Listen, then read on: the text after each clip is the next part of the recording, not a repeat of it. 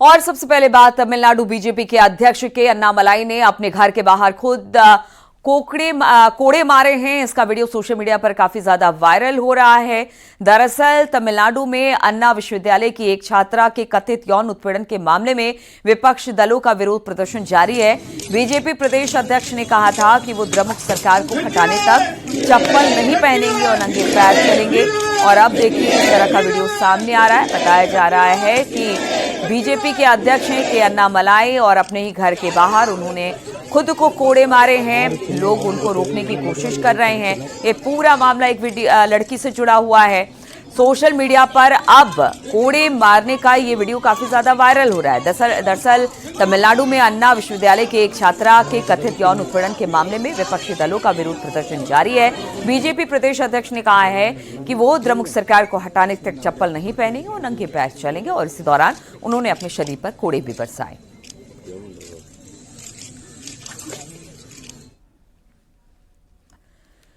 महोबा में एनकाउंटर में एक बदमाश के पैर में गोली लगी। शहर कोतवाल इलाके के बिलवई रोड पर यह एनकाउंटर हुआ। पहले बदमाश ने पुलिस टीम पर फायर किया। इसके बाद पुलिस की जवाबी कार्रवाई में बदमाश के पैर में गोली लगी, जिससे वो घायल हो गया। उसे जिला अस्पताल में एडमिट करा दिया गया है। बदमाश के पास से चोरी की मोटरसाइकिल, 13,000 रुपए और अवैध तमंचा भी बरामद किया गया है। आज गश्त के दौरान प्रभारी निरीक्षक कोतवाली को मुखबिर खास ने सूचना दी कि बिलवई पुलिया के पास करिया पटवा तिराहे के पास एक शातिर अपराधी किसी घटना को अंजाम देने की फिराक में खड़ा है। यदि जल्दी की जाए तो उसे पकड़ा जा सकता है। उक्त सूचना पर प्रभारी निरीक्षक अपनी टीम के साथ मौके पर पहुंचे। पुलिस को देखकर उक्त बदमाश ने जान से मारने की नीयत से पुलिस टीम पर फायर कर दिया, जिसमें आत्मरक्षार्थ पुलिस टीम ने भी फायर किया, जिससे बदमाश के पैर में गोली लगी है। उक्त बदमाश के पास से एक अवैध तमंचा, 3 जिंदा कारतूस, एक खोखा, चोरी के 13,000 रुपए और एक मोटरसाइकिल बरामद हुई है। उक्त अपराधी का लंबा चौड़ा आपराधिक इतिहास है। इसका नाम राजू पुत्र कंधी निवासी बजरिया बताया जा रहा है। घायल को चिकित्सा हेतु अस्पताल भेजा गया है। अग्रिम विधिक कार्रवाई प्रचलित है। कासगंज और शामली में सड़क हादसा हुआ है। कासगंज में पिकअप गाड़ी नीलगाय से टकराकर बेकाबू होकर पलट गई और इस हादसे में एक शख्स की इलाज के दौरान मौत हो गई। वहीं हम आपको बता दें कि 12 लोग इसमें घायल हुए हैं। कोतवाली पटियाली क्षेत्र की घटना है। बात शामली की करें तो शामली जनपद में भी सड़क हादसा हुआ। रेत से भरे डंपर ने बाइक सवार को टक्कर मार दी और इस हादसे में पिता और बेटे की मौके पर ही मौत हो गई। हादसे के बाद चालक फरार हो गया। कैराना क्षेत्र में यह हादसा हुआ है। दोनों तस्वीरें हम आपको दिखा रहे हैं जब सड़क दुर्घटना में कुछ लोगों की जान चली गई। और फिरोजाबाद से खबर लेते हैं, जहां पर एक लड़की ने तेजाब पी लिया। आनंद फानंद में उसे अस्पताल पहुंचाया गया, जहां पर उसकी हालत इस वक्त गंभीर है। यह घटना थाना मक्खनपुर क्षेत्र की है। यह मामला प्रेम प्रसंग से जुड़ा हुआ है।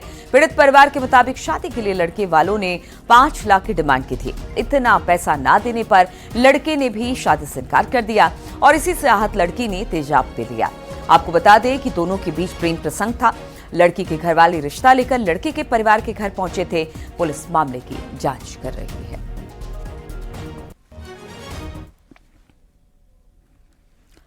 हरदोई पुलिस ने युवक को गोली मारने वाले आरोपी मुन्ना को गिरफ्तार कर लिया। पुलिस ने शातिर के पास से 315 बोर के अवैध तमंचे बरामद किए। एक कारतूस भी मिला है।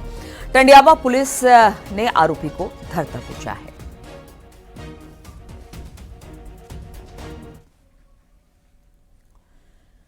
और खबर हापुड़ से, जहां पर गढ़ मुक्तेश्वर कोतवाली क्षेत्र में एक लड़की ने सुसाइड करने की कोशिश की। उसने ब्रिजघाट गंगा पुल से गंगा में छलांग लगा दी। वो गंगा में डूबने लगी। इस दौरान गंगा किनारे मौजूद गोताखोरों ने उसे बचा लिया। बताया जा रहा है कि महिला ने घरेलू कलह के चलते जान देने के लिए नदी में छलांग लगाई। बताया जा रहा है कि लड़की की 16 जनवरी को शादी है और इससे उसने आत्महत्या करने की कोशिश की। लड़की के गंगा में कूदने और गोताखोरों के रेस्क्यू करने का वीडियो सामने आया है।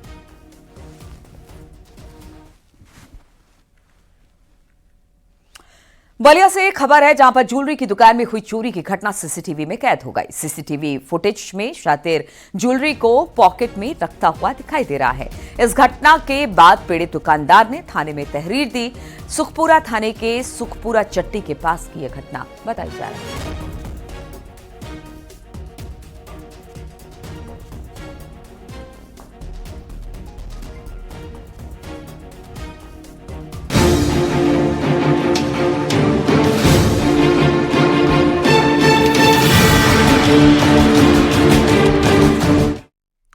और दिल्ली एनसीआर में आज मौसम का मिजाज बदला बदला दिखाई दे रहा है। नोएडा में आज सुबह मौसम की ने एक बार फिर से करवट ली है। सुबह से ही रुक रुक कर बारिश हो रही है। बारिश के चलते न्यूनतम तापमान में गिरावट आई है, जिससे ठंड बढ़ गई है। आसमान में काले बादल छाए हुए हैं और अंधेरा नजर आ रहा है, जिससे कि विजिबिलिटी काफी कम है। उधर गाजियाबाद में कड़ाके की ठंड पड़ रही है। सुबह से ही बूंदाबांदी हो रही है। बारिश के चलते ठंड और ज्यादा बढ़ गई है।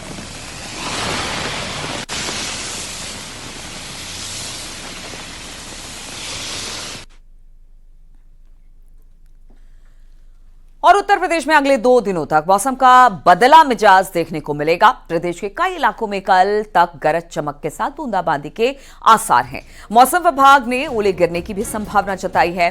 पश्चिमी विक्षोभ के असर से गरम चमक के साथ बूंदाबांदी और कहीं कहीं ओले गिरने की चेतावनी भी जारी की गई है। वेस्ट उत्तर प्रदेश में तेज सर्द हवाओं संग ओले गिरने की संभावना है। सर्द हवाओं की वजह से दिन के तापमान में 2 से 4 डिग्री तक की गिरावट दर्ज की जाएगी। वहीं रात के पारे में भी 2 से 4 डिग्री की कमी मिलने वाली है। मौसम विभाग ने राज्य के कई सारे हिस्सों में 3 दिन तक घने कोहरे और बारिश को लेकर अलर्ट जारी किया है। इतना ही नहीं, इस दौरान बारिश के साथ कई सारे स्थानों पर ओला पड़ने की भी संभावना है। इससे तापमान में तेजी से गिरावट दर्ज की जा सकती है।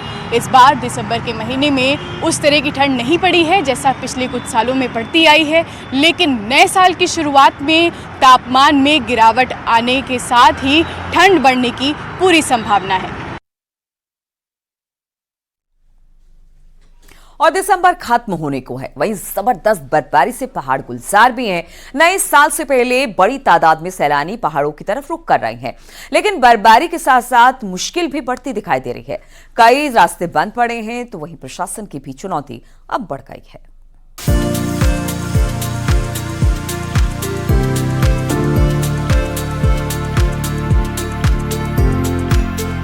नए साल के आने से पहले पहाड़ों पर हिम वर्षा जारी है, जिसकी वजह से वादियों की खूबसूरती बढ़ गई है।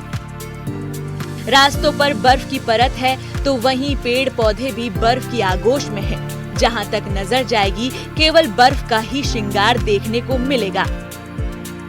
बड़ी संख्या में सैलानियों ने पहाड़ों की तरफ रुख किया है। हिमाचल प्रदेश के मनाली में भी सैलानियों की भीड़ उमड़ी है।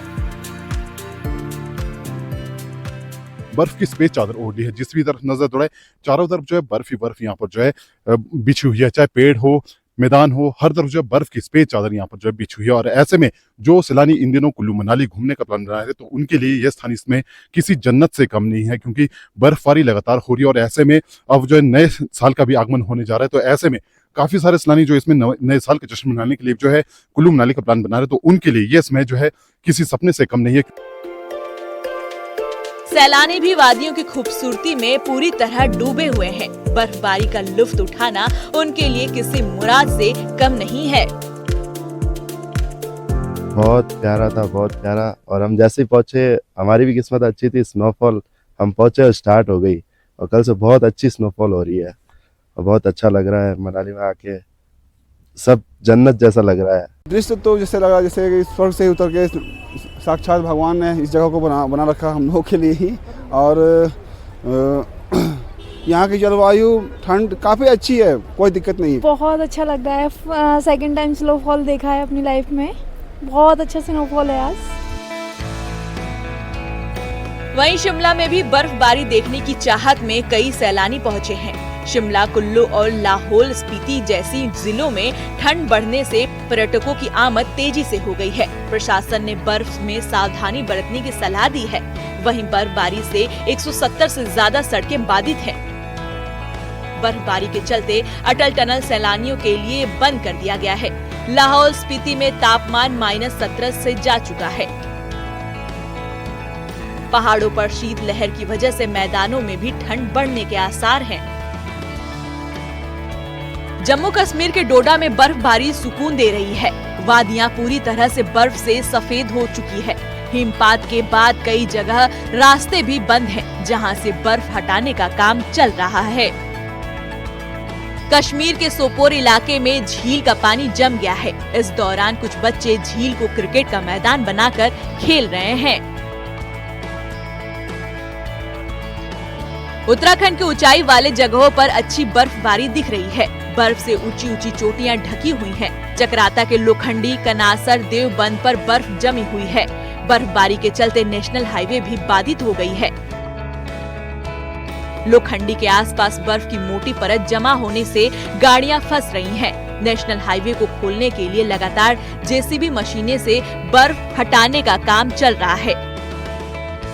वहीं खेती बागवानी से जुड़े किसानों के चेहरों पर रौनक नजर आ रही है। लंबे समय से अच्छी बारिश और बर्फबारी का इंतजार कर रहे किसानों को फल और फसल की पैदावार अच्छी होने की उम्मीद जगी है। होटल व्यवसाय भी खुश हैं। नए साल आने में भी अब ज्यादा वक्त नहीं है। ऐसे में चक्राता के होटल फुल हैं। उत्तरकाशी के ऊंचाई वाले क्षेत्रों में बर्फबारी सेब उत्पादों के लिए भी राहत है। हर्षिल घाटी में सेब के पेड़ बर्फ से ढके हुए नजर आ रहे हैं। बर्फबारी के बीच ओली में सैलानियों ने क्रिसमस मनाया। बर्फबारी जहां सैलानियों को खुश कर रही है, तो वहीं मुश्किल भी बढ़ती दिख रही है। ओली जोशीमठ रोड पर बर्फबारी के बाद फिसलन बढ़ गई है। Bureau report, news 18।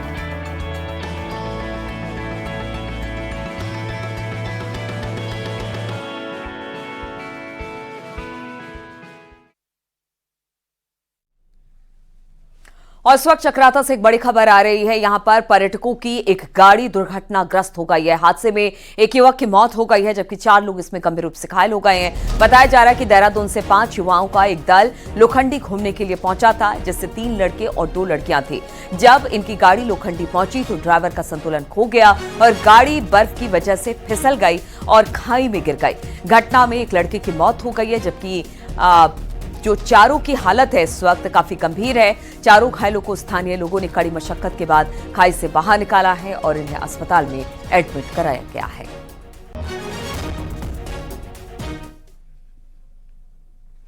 और चमोली की बात की जाए तो जिले में बीते 2 दिन से भारी बर्फबारी हो रही है, जिसके बाद हनुमान चट्टी से लेकर बद्रीनाथ धाम तक सड़क पर बर्फ ही बर्फ जम चुकी है। इससे यहां गाड़ियों की आवाजाही पर ब्रेक लग गया है, जिससे स्थानीय लोग भी अब सीमावर्ती इलाकों के लिए नहीं पहुंच पा रहे हैं। साथ ही बद्रीनाथ धाम में मास्टर प्लान के कार्य में बाधा भी आ रही है। अधिकारियों का कहना है कि जल्द ही नेशनल हाईवे को गाड़ियों के लिए खोल दिया जाएगा।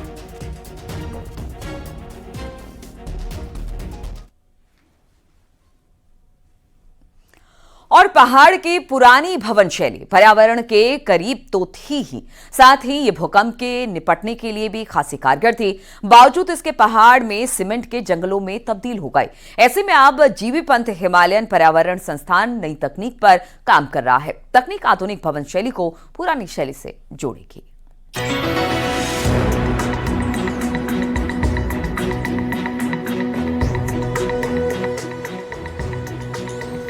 हिमालय के पुराने मकान मौसम के तांडव को पूरी तरह मात देने में कारगर है। यही वजह है कि पुरानी शैली के मकान जहां सर्दियों में गर्माहट का एहसास कराते हैं, वहीं गर्मियों का असर इन पर नहीं के बराबर होता है। यही नहीं, ये भवन भूकंप से भी निपटने में पूरी तरह कारगर है। उत्तराखंड में आज भी सदियों पुराने ऐसे मकान मौजूद हैं, जिनका बड़ा भूकंप भी बाल बाका नहीं कर पाया। ऐसे में अब जीबी पंत हिमालय पर्यावरण संस्थान ऐसी तकनीक पर काम कर रहा है, जो नई भवन शैली में पहाड़ की पुरानी शैली को जोड़ेगा। ऐसे भवनों का निर्माण हिमालयन क्षेत्र में कर सकते हैं, जो भूकंप विरोधी भी हों और जो पर्यावरण में परिवर्तन हो रहे हैं उनको भी झेल सके। तो ये स्टडी हमारे ज्ञान को वर्धन करने में और मॉडर्न आज के ज़माने में ऐसे घरों को बनाने में बहुत मुख्य भूमिका निभा सकती है। पहाड़ों में 900 साल पुराने मकान अभी भी मौजूद हैं, जिनमें रहता भले ही कोई ना हो, लेकिन इससे ये जरूर साबित होता है कि शताब्दियों की आपदाओं को इन पुराने मकानों ने आसानी से झेला है। पुरानी भवन शैली हिमालय की विषम हालातों से भी निपटती रही, साथ ही ये पर्यावरण को भी खासा सुरक्षित रखती है। बावजूद इसके पहाड़ के 90% इलाकों में पुरानी शैली की जगह नई शैली के मकान बने हैं। बहुत पुराने मकान है, अभी तक उनमें कोई रहता भी नहीं, लेकिन वो सुरक्षित हैं। उनका अध्ययन किया जाना चाहिए। और मुझे लगता है कि जो हमारी लोकल जो हमारा वास्तुकला है, उसको जो आजकल हमारा भवन निर्माण हो रहा है, उनमें उसको इंजेक्ट करने की जरूरत है। ये बात 100% सच है कि पहाड़ की पुरानी भवन शैली कई मायनों में फायदेमंद है। बावजूद इसके पूरी तरह इतिहास में लौट पाना भी आसान नहीं है। ऐसे में बेहतर यही होगा कि नई भवन शैली में पुरानी भवन शैली के वे सभी तत्व शामिल किए जाएं, ताकि हिमालय में आने वाले आपदाओं में नुकसान कम से कम हो। न्यूज़ 18 के लिए किशन जोशी के साथ विजय वर्धन उप्रेती की रिपोर्ट।